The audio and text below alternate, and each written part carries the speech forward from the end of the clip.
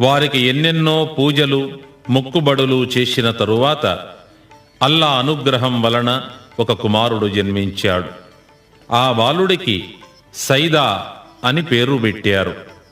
కాని చిన్నతనం నుండి మంచి గుణాలను భక్తి ప్రపత్తులను సిద్ధించుకున్న ఆ బాలుణ్ణి చూసి అందరూ సిద్ధడు అని పిలిచేవారు.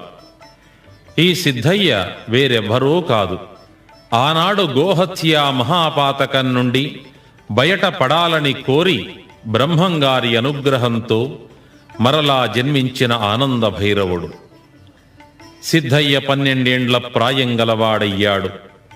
పూర్వజన్మ జ్ఞాన సంపన్నుడై ఉన్నందున మానవ జన్మకు గల పరమార్థము ఏమిటో తెలుసుకోవాలని తహతహలాడిపోయాడు. తనకు పారమార్థిక విజ్ఞానాన్ని అందించగల గురుదేవుడు ఎవరు?